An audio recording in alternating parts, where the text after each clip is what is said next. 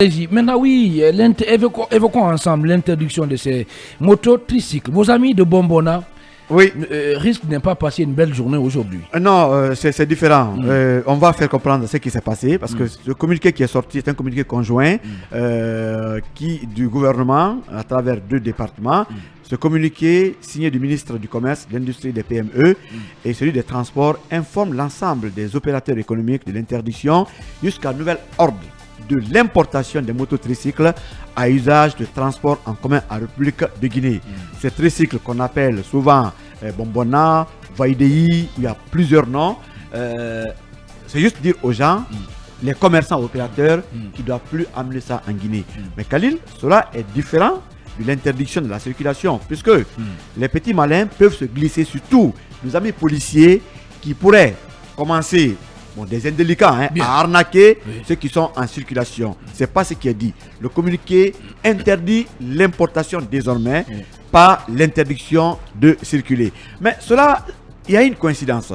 Moi, il y a 3-4 jours, un certain Suleiman m'a appelé que les transporteurs de Bombona se sont organisés en association et aujourd'hui, vendredi, c'est leur première réunion assemblée générale au niveau du stade de Dixine. Puisque le jeune m'a dit clairement qu'ils ont pris conscience de tout le tort, en tout cas que leurs amis sont en train de causer dans la circulation. Les amis qu'ils appellent des indélicats. Alors désormais, nous on va demander aux autorités, puisque nous sommes dans un pays où le transport en commun n'existe pas. Nous sommes dans un pays où, quand vous allez dans les arrêts bus ou en tout cas autres plaques, des citoyens sont là comme des réfugiés de leur propre pays, à défaut d'avoir des bus et des taxis que l'État envoie, mais qu'on réglemente la circulation de ces bonbons-là qui aujourd'hui rendent un énorme service quand même à ces pauvres citoyens qui n'ont pas les moyens. Bien. Vous connaissez les embouteillages. Alors, les jours à venir, on va voir, mais c'est vrai que je plains le sort également des propriétaires des véhicules dont les rétroviseurs sont arrachés, les peintures chaque fois, je ne sais pas, comme les Emmanuel qui s'en plaignent tous les jours, et même déjà Bakar est contre quand même les bonbonnats, Talibé c'est le contraire peut-être, mais il faut organiser le secteur puisque c'est des gens qui apportent quand même du bien, quelque chose à l'économie, mais bien et puis aux citoyens lambda. L'emploi des jeunes, la plupart des jeunes à la diplômés, mobilité, effectivement aujourd'hui sont dans ce secteur, y compris les passagers. Mais, une fois de plus encore, il faut que notre État aide ce pays à se doter de ce qu'on appelle des transports en commun. Quand vous allez à Abidjan et à Dakar, dans la capitale, vous avez plus de 1000 ou 2000 ou 5000 bus. Non, bus. Les bonbonnats sont en Inde. Non, il y en a partout. Les bonbonnats sont au Nigeria, sont au Cameroun, en Côte d'Ivoire, un peu partout à travers l'Afrique. Mais c'est en Guinée où le secteur connaît ce qu'on appelle la pagaille. Est-ce que cette interdiction de Talibé Bari ne risque pas d'impacter la mobilité, bien sûr, des usagers ici à Conakry, puisque enfin les bonbons étaient devenus comme une espèce de mal nécessaire pour certains. Oui, il fallait quand même une première mesure pour essayer d'encadrer, de contrôler justement cette problématique liée au bonbonnat, parce que aujourd'hui, surtout ceux qui partent de Madina pour Hamdallah, Lambani et autres, sont confrontés à tous les ennuis que ces bonbonnats provoquent. Les bonbonnats en soi, ce n'est pas une catastrophe. Moi, la première fois que j'en ai vu, c'était à Lagos, je crois en 2013. Voilà, je suis tombé soudain sur ce tricycle-là que je ne connaissais pas. Voilà, j'en ai emprunté pratiquement de l'aéroport à l'hôtel. Et voilà, j'ai trouvé que c'était très utile. Et c'est le cas aujourd'hui. C'est utile à beaucoup de citoyens dans un pays, dans une capitale où il n'existe pratiquement pas de mode de transport public. C'est-à-dire ces bus que vous trouvez à profusion à Dakar, à Abidjan ou dans d'autres capitales. Donc ces bonbonnats servent à quelque chose. Mais il faut forcément encadrer ces bonbonnats. Est-ce que la mesure vise dans un premier temps à remettre de l'ordre dans ce domaine en interdisant pour le moment l'importation de ces tricycles.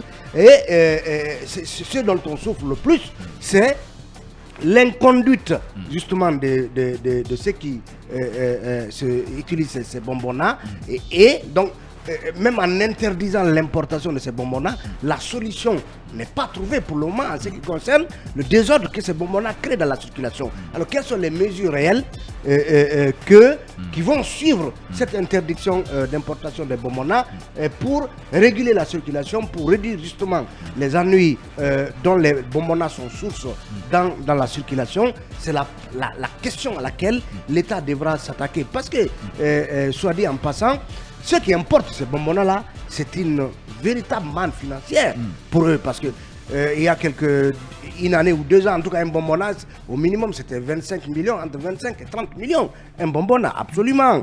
Donc, c'était une véritable manne financière. On cite beaucoup plus l'opérateur économique indien Ashok, dont on dit que c'est l'un des, en tout cas, que c'est importateurs. L'un des gros importateurs. Et dont on dit que voilà, il est un des amis du colonel.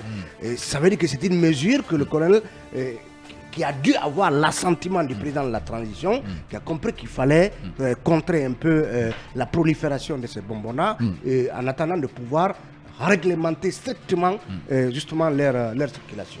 Est-ce que Emmanuel Minimono ne pouvait pas penser par exemple à une autre alternative en attendant de régler bien sûr la circulation de ces mototricycles ici à Conakry? Je pense que l'alternative, vous savez, en Guinée, le gros problème déjà pour ce qui est surtout de la circulation routière, c'est l'incivisme. Lorsque vous êtes au volant d'un engin comme un bonbonnat, évidemment, vous savez que vous êtes sur une route, donc sur une voie publique, et que cette voie publique est réglementée par un code de la route. Mais ils ne le respectent jamais. Ces bonbonnats, quand vous êtes quand vous êtes dans un véhicule et que vous empruntez la corniche, je le disais à Lincoln juste avant le début de cette émission, il dit moi je n'emprunte plus la corniche Lambani. Parce que c'est impossible, c'est l'enfer. Vous en avez à gauche, vous en avez à droite. Et ce sont des engins que vous ne pouvez classer dans aucune catégorie. Vous n'allez pas dire que c'est une moto, elle a plus de 2 roues. Vous n'allez pas dire que c'est une voiture, elle a moins de 4 roues. Mais elle se comporte comme une moto en réalité. Parce qu'elle veut passer là où les motos passent. Et vous les voyez sortir de tous les côtés. Ils vous cognent, parfois ils regardent. Soyez un peu tendre. Non, mais... Je dis, ce que j'ai envie de dire, c'est que le problème en tant que tel, ce n'est pas l'engin. On pouvait bien réglementer leur circulation. On n'aurait peut-être pas eu besoin de réglementer leur circulation. Pourquoi je dis cela? C'est pour dire en réalité que ce n'est pas l'engin en tant que tel qui dérange, mais c'est l'usage qu'on en fait dans la circulation qui dérange. Les conducteurs de tricycles se comportent mal dans la circulation. Si vous êtes, je le dis encore une fois, au volant d'un engin, que ce soit une moto, une voiture ou un tricycle, et que vous respectiez le code de la route, on n'a pas besoin de réglementer finalement votre secteur. Mais si on en arrive à dire on va réglementer, c'est parce qu'on a compris que ça se passe mal. Et là, je pense que c'est une mesure temporaire. Et maintenant, il faut suivre parce qu'il y en a qui sont quand même en circulation. Il y en a qui sont dans les magasins qui ne sont pas encore sortis. Donc, ça veut dire qu'on en aura encore pour plusieurs années dans la circulation. Il faut réglementer tout cela, le nombre de places, la manière dont ils doivent se comporter dans la circulation, c'est important. Merci beaucoup, Emmanuel Minimono. Alors, Diarra Guirassi, et quelles conséquences cette interdiction pourrait avoir sur la mobilité des usagers ici à Conakry, et surtout avec tous ces travaux routiers que nous connaissons maintenant, et que nous voyons dans la capitale guinéenne? Le calvaire va bien évidemment s'accentuer, puisque vous savez à des heures de pointe comment c'est difficile de rallier notamment Madina ou le centre-ville de Kaloum.